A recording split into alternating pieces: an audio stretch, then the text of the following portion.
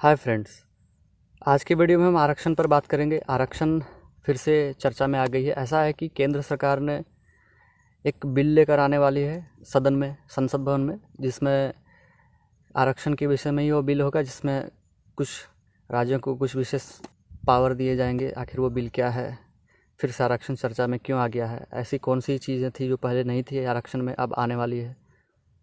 तो सीधे मुद्दे की बात यहाँ से शुरू होती है कि 2018-19 में आपने देखा होगा कि कुछ राज्यों में, भारत के कुछ राज्यों में काफ़ी आंदोलन चल रहे थे। जैसे कि हरियाणा में जाटों का आंदोलन चल रहा था आरक्षण को लेकर, मराठाओं का आंदोलन चल रहा था महाराष्ट्र में आरक्षण को लेकर, उसके बाद पटेलों का आरक्षण चल रहा था गुजरात में, थोड़ी बहुत झारखंड में भी चल रहे थे, ओबीसी वाले कर रहे थे। यहाँ कोई जाति विशेष नहीं थी, लेकिन बहुत छोटे थे इसलिए वो न्यूज़ में नहीं आ पाए थे, लेकिन फिर भी यहाँ भी चल रही थी।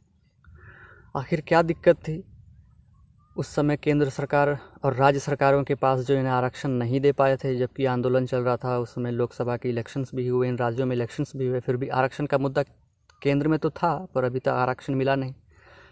और अब ऐसा क्या हो गया है जो इन्हें आरक्षण अब मिल सकता है आराम से, इन्हें अब आरक्षण दिया जा सकता है। इस कानून में ऐसा क्या है जिससे कि इस कानून के पास होते ही, इस बिल के पास होते ही इन्हें आरक्षण देना आसान हो जाएगा। आज इसी चीज़ को जानेंगे। वैसे मराठा आरक्षण को लेकर एक और वीडियो है मेरा, डिस्क्रिप्शन लिंक पे दिया हुआ है, अगर आप चाहें तो देख सकते हो। उसमें थोड़े डिटेल में बताया गया है कि कॉन्स्टिट्यूशनल रीज़न्स क्या थे जिससे आरक्षण इन्हें नहीं मिला था, सुप्रीम कोर्ट ने खारिज कर दिया था, और जो संविधान संशोधन जो इसमें इस चक्कर में हुए थे वो भी उसमें बताया गया है, आप चाहें तो देख सकते हैं। देखिए, बात शुरू होती है 2018 से, जब महाराष्ट्र के राज्य सरकार ने मराठा लोगों को आरक्षण दे दिया 16%, 16% का। तो अब ऐसा है कि भारत में अब आरक्षण मिलता है तो कुछ लोग इसके पक्ष में होते हैं, कुछ विपक्ष में होते हैं। तो विपक्ष वाले लोग चले गए हाई कोर्ट में, चैलेंज किया इसको कि आरक्षण इन्हें कैसे मिल गया 16% का। तो हाई कोर्ट ने आरक्षण के पक्ष में ही फैसला सुनाया। अब ये लोग चले गए सुप्रीम कोर्ट में कहा कि ये क्या है। सुप्रीम कोर्ट का ही एक फ़ैसला था 1992 में, 1992 में इंदिरा साहनी केस जो एक आया था उस समय, उसमें फ़ैसला दिया था सुप्रीम कोर्ट ने कहा था कि आरक्षण की जो सीमा है, मैक्सिमम सीलिंग जो है, वो 50% के अबव नहीं होनी चाहिए। यानी कि आरक्षण सारा मिला के 50% तक ही होना चाहिए, उससे ज़्यादा नहीं होना चाहिए। अब अभी तक वही फॉलो हो रहा था। उसमें थोड़े से संशोधन करके केंद्र सरकार ने 10% EWS को दिया था, जो अब सीलिंग 50 से 60% पर आ गई थी। तो इसी को देखते हुए महाराष्ट्र की राज्य सरकार ने मराठा लोगों को 16% का आरक्षण दे दिया, जिससे कि वो 50% से वहाँ से बढ़ के हो गया 68%। तो इसी को लेकर चैलेंज किया गया सुप्रीम कोर्ट में। सुप्रीम कोर्ट ने उस समय फ़ैसला दिया कि ठीक है, मराठा आरक्षण को खारिज किया जाता है, क्योंकि ये शक्ति 50% के सीलिंग को पार करने की जो पावर है, ये सिर्फ केंद्र सरकार के पास होनी चाहिए, ये राज्यों के पास नहीं होगी किसी भी सूरत में नहीं। और मराठा आरक्षण खारिज हो गया उस समय। उसी समय से ये बात चल रही थी। सुप्रीम कोर्ट की जो बात थी उसे केंद्र सरकार ने मानने से मना कर दिया। केंद्र सरकार ने कहा जी नहीं, हम नहीं मानते, हमें लगता है कि राज्यों को भी ये पावर होना चाहिए। देखिए, केंद्र सरकार का मेन कारण नहीं मानने का ये था कि उसे लगता था कि यार पीछा छोड़ा, उससे बार बार हमें ही परेशान करेंगे, आप ही नहीं देने दे रहे हो। राज्य सरकार तो सीधा अपना पल्ला झाड़ लेगी, बोलेगी केंद्र सरकार ने मना कर दिया, अब हम क्या करेंगे, देखो सुप्रीम कोर्ट का फैसला। तो केंद्र सरकार ने सोचा चलो इसमें राज्य को ही माथा लड़ाने दो, हम इसमें दिमाग नहीं लगाएंगे ज़्यादा। इसलिए उन्होंने एक बिल लेकर अभी आने वाले हैं। अभी 5 अगस्त 2021 ही 4-5 दिन पहले की खबर थी कि वो बिल अब सरकार लाने वाली इस बार मानसून सत्र में। 4-5 दिन बीत गए हैं, आप एक बार चेक कर लेना नेट में, शायद बिल आ गई होगी। अगर नहीं आई है तो आ जाएगी, और आने के साथ वो पास भी हो जाएगी। कोई बड़ा कारण नहीं है उसमें, कोई इशू नहीं रहेगा पास होने में।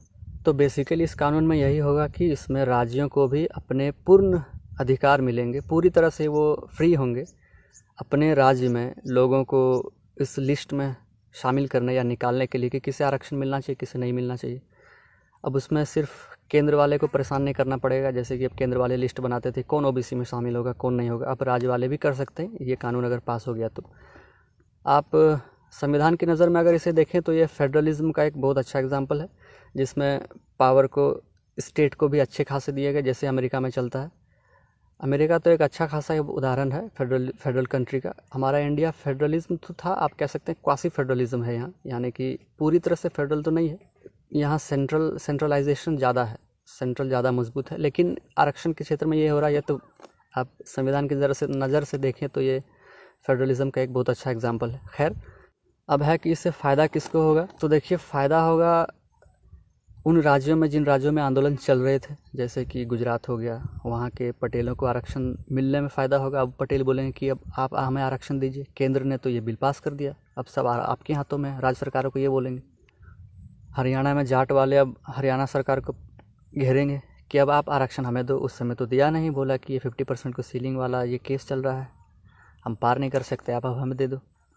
उसके बाद झारखंड में भी ओबीसी वाले आंदोलन कर रहे थे, उस समय भी यही बात बोल के टाला जा रहा था कि 50% की सीलिंग को पार नहीं किया जा सकता है। और आरक्षण एक अच्छा खासा मुद्दा बना था झारखंड के इलेक्शन में इस बार, और अब तो इन्हें देना ही पड़ेगा। अब तो केंद्र सरकार ने भी हरी झंडी लगा दी। उसके बाद फिर से मराठा लोगों को आरक्षण जो खारिज हुआ था उन्हें फिर से मिल जाएगा। अब झारखंड के संदर्भ में थोड़ी सी बात कर लेते हैं, क्योंकि झारखंड का केस थोड़ा अलग है। एक वीडियो में हमने कहा भी था, पिछले उस वीडियो में मराठा आरक्षण वाले में, कि अगर कभी मौका मिलेगा तो कुछ थोड़ी सी ये ज़रूर चर्चा करेंगे। तो ऐसा है कि झारखंड में जो ओबीसी का आरक्षण है वो जिला वाइज मिला हुआ है, यानी कि हर जिला में अलग अलग आरक्षण है। हमारे पूरे इंडिया में यूनिफॉर्म आरक्षण है ओबीसी के लिए 27%, पर झारखंड में ऐसा है कि एक जिला है झारखंड का दुमका, वो उपराजधानी है, उसमें 0% आरक्षण है ओबीसी के लिए। उस दुमका सहित और 6 जिले हैं जिसमें 0% आरक्षण है। वो धनबाद ज़िले में 27% आरक्षण है। देवघर ज़िला है जहाँ बैद्यनाथ धाम मंदिर के लिए काफ़ी फेमस है। श्रावणी मेला अभी कोरोना के कारण नहीं लग पा रहा है, 1 महीना तक का मेला चलता था। देवघर खासा फेमस है उस मेले के लिए, वहाँ 24% आरक्षण है। कई और ज़िले हैं जहाँ 6% है, कहीं 2% है। तो यहाँ जिला वाइज चल रहा है, अलग ही केस है यहाँ।